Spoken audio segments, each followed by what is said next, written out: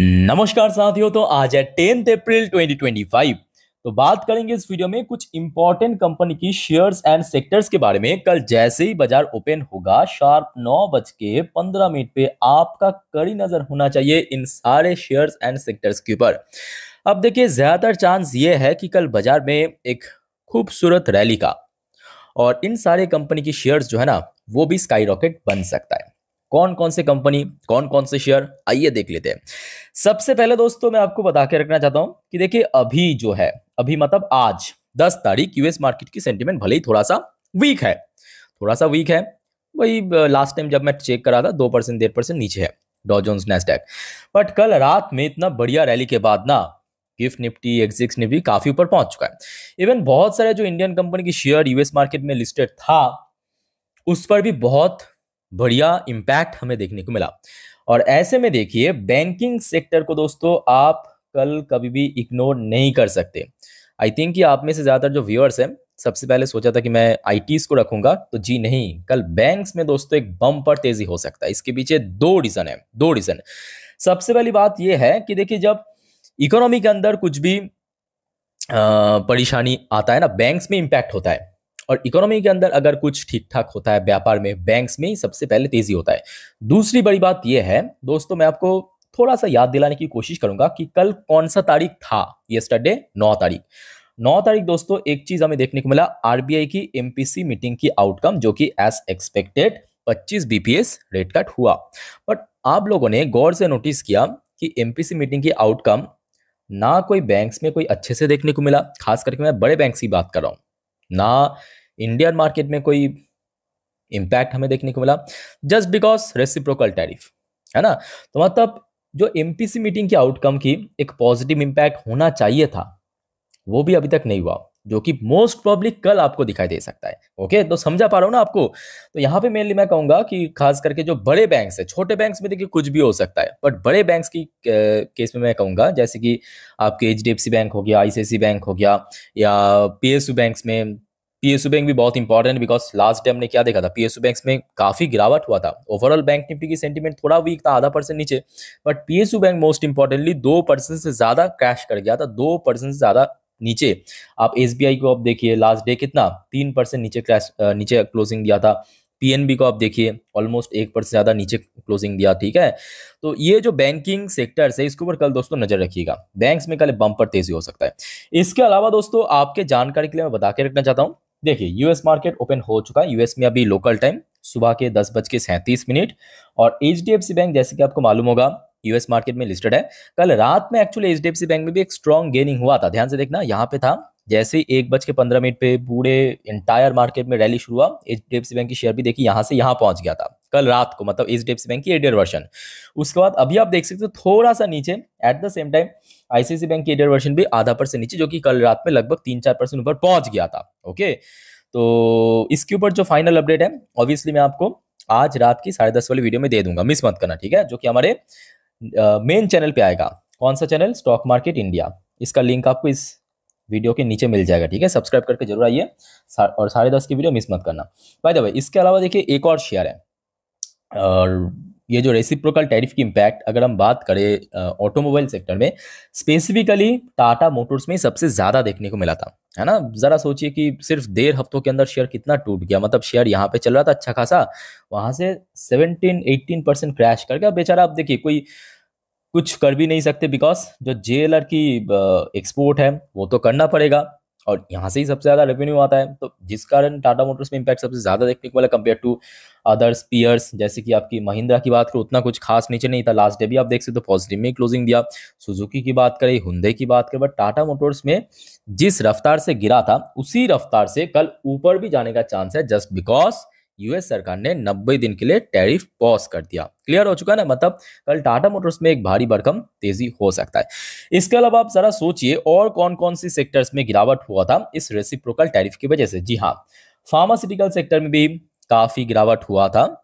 जैसे कि आपको मालूम होगा, ये देखिए शेयर यहाँ पे चल रहा था। सन फार्मा जैसे बड़े कंपनी 8-9% गिर गया। इसके अलावा आप सिप्ला को देखिए, ये भी काफ़ी गिर गया। लास्ट एक महीने की बात करें, एक महीने बोलना गलत होगा, एक्चुअली लास्ट 2 हफ्ते के अंदर काफ़ी नीचे आ चुका है ना। इसके अलावा आप ल्यूपिन को देखिए, शेयर जो है एक महीने पे कहाँ से कहाँ पहुँच गया, ऊपर चल रहा था अच्छा खासा।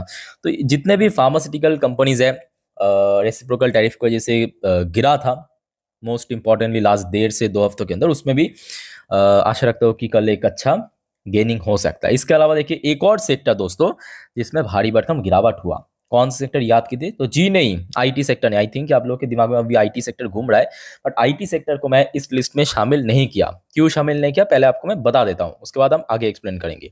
आईटी सेक्टर को इसलिए शामिल नहीं किया, देखिए आईटी कंपनीज की जो मतलब आईटी कंपनीज जो लिस्टेड है यूएस में, जैसे कि विप्रो, इन्फोसिस, वो एडीयर वर्जन कल रात में काफी चल गया था, मान लेता हूं। बट आज दोस्तों टीसीएस की रिजल्ट आउट हुआ, और टीसीएस की रिजल्ट जो है मार्केट को शायद उतना पसंद नहीं आया, और जिसके चलते ये जो विप्रो इन्फोसिस की एडीयर वर्जन कल रात में 3-4% भाग गया था, वो वापिस नीचे भी आ चुका है। ठीक है, और दोस्तों मैं ऑलरेडी टीसीएस की रिजल्ट को लास्ट वीडियो में कवर कर चुका हूँ।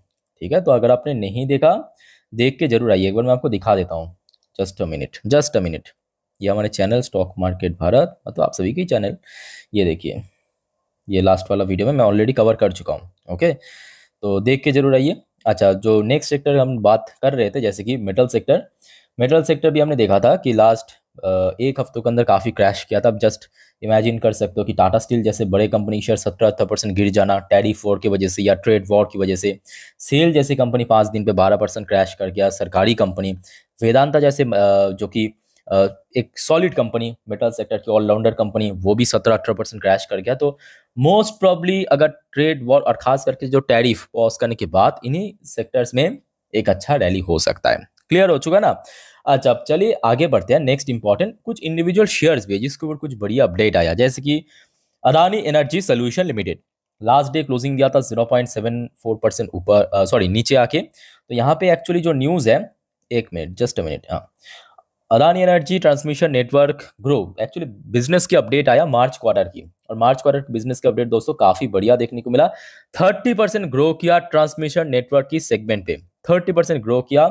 ये देखिए टोटल आंकड़ा इतना हो चुका है। ठीक है, तो मोस्ट प्रॉब्ली कल देखिए अदानी एनर्जी सोल्यूशन की शेयर में एक अच्छा खासा रैली हो सकता है। अगर देखिए बाजार की सेंटीमेंट मोस्ट प्रॉब्ली जो मुझे लग रहा है कि भले ही आज यूएस मार्केट नेगेटिव में अगर क्लोजिंग दे भी दिया, देखिए देगा नहीं देगा वो तो बात की बात है, वो तो अभी हम यहाँ पे खड़े होके आगे क्या होगा, मतलब 4 घंटे बाद जब यूएस मार्केट क्लोजिंग होगा तब क्या होगा किसको नहीं मालूम। ठीक है, तो अगर नेगेटिव में भी क्लोजिंग हो गया ना, तो इंडियन मार्केट में फिर भी एक एडजस्टमेंट होगा।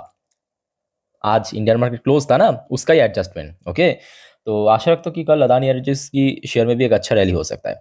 इसके अलावा राइट्स लिमिटेड सरकारी कंपनी लास्ट डे क्लोजिंग भी दिया था लगभग 1% नीचे आके। तो राइट्स के ऊपर भी आज एक बढ़िया अपडेट आया। राइट्स इंक एमओयू, यहाँ पे एक एग्रीमेंट साइन किया विद डीपी वर्ल्ड, ये दूसरे कंपनी है, for logistic infrastructure development.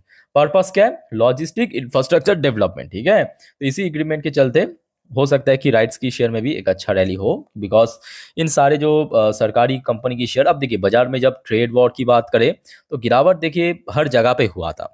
PSUs में भी हुआ था, स्मॉल कैप में तो बहुत ज़्यादा ही हुआ था, माइक्रो कैप में हुआ था, मिड कैप में हुआ था। आप देख ही सकते हो राइट्स की शेयर लगभग 15% ड्रॉप हो गया इसी 2 हफ्तों के अंदर ट्रेड वॉर के चलते। ठीक है, तो कल कहीं ना कहीं राइट्स के अंदर भी एक अच्छा रैली होने का उम्मीद है। उसके बाद देखिए भारती हेक्साकॉम, जो कि भारती एयरटेल की सब्सिडरी कंपनी, लास्ट डे चल तो गया, तो उसके बाद वापस नीचे आके क्लोजिंग दिया है ना, बट एटलीस्ट पॉजिटिव में शेयर क्लोजिंग दे दिया था। तो यहाँ पे दोस्तों जो न्यूज़ आया है निकल के, Bharti Hexacom put 1134 crore tower sale deal with Indus tower. Indus tower के साथ दोस्तों एग्रीमेंट साइन कर सेल कर दिए, डील साइन हो चुका है। ठीक है, on hold after TCIL intervenes. Okay, तो इसके चलते कल इंडस टावर नहीं, मैं कहूँगा मोस्ट इंपॉर्टेंटली भारती हेक्साकॉम, क्योंकि ये एक्चुअली बेचा है। ठीक है, ये डील साइन किया, तो भारतीय हेक्सा की शेयर में एक अच्छा रैली हो सकता है। बाकी बात करें, देखिए कंपनी नो डाउट अच्छी कंपनी है, इवन जब से लिस्ट हुआ, ज़्यादा पुराना तो लिस्टेड भी है नहीं, आपके लगभग 1 साल, एग्जैक्टली 1 साल ही हुआ है। ये देखिए 2024 की 12 अप्रैल को लिस्ट हुआ और आज चल रहा है आपका 10, तो एग्जैक्टली 1 साल हुआ है। तो 1 साल में इतने खराब मार्केट में एक अच्छा रिटर्न दिया है एटलीस्ट, ठीक है, तो इसको भी नजर रखिए। नेक्स्ट हम बात करेंगे दोस्तों इंडियन होटल, जो कि टाटा ग्रुप ऑफ कंपनी है, Indian hotel company limited, last day ये भी थोड़ा सा नीचे क्लोजिंग, तो इसमें जो मुद्दा है, एक domestic brokerage firm Motilal Oswal, नाम आपने सुना होगा, बाई करने का रेटिंग दिया, साथ में टारगेट प्राइस दिया। इंडियन होटल, मैं नहीं, मोतीलाल ओसवाल ने 950 रुपए, 950 रुपए मतलब लास्ट डे शेयर जहां पे क्लोजिंग दिया वहां से तो काफी ऊपर लेवल की टारगेट है, ऑलमोस्ट वही 25 to 30% के आसपास, ठीक है। अब देखिए, जरूरी नहीं, मैं हमेशा आपको कहता हूं कि जरूरी नहीं है कि जो ब्रोकरेज ने टारगेट एंड रेटिंग दे रहा है वो इमीडिएटली अचीव कर जाए, बट हाँ, एक इम्पैक्ट इंस्टेंटली होता है, इंस्टेंटली, तुरंत प्रभाव, है ना, वही आपको आगे दिखाई दे सकता है। और मोस्ट इंपॉर्टेंट, कल बाजार की सेंटिमेंट पॉजिटिव होने का चांस है। बाकी देखिए, लास्ट एंड आखिरी कंपनी है दीपक नाइट्राइट। दीपक नाइट्राइट को मैं बहुत दिनों बाद कवर करूँ, एक्चुअली न्यूज व्यूज उतना आता नहीं है अभी, पहले जैसा केमिकल सेक्टर को जितना चलता था ना। ये देखिए, दीपक नाइट्राइट की तरफ से एक बड़ा अनाउंसमेंट किया है कि 3,500 करोड़ मेजर कैपेक्स, कैपेक्स मतलब कैपिटल एक्सपेंडिचर, अपने व्यापार को, बिजनेस को बढ़ाएगा, कैपेक्स अनाउंसमेंट किया to boost supply chain as demand for speciality chemicals well. Okay, तो टोटल 3,500 करोड़ की कैपेक्स अनाउंसमेंट किया कंपनी।